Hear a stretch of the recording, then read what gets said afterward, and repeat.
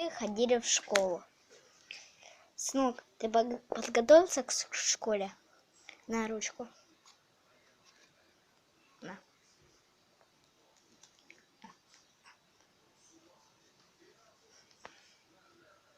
Все, иди в школу. Не, ма. Ма, там что-то есть. Что там есть? Мой брат.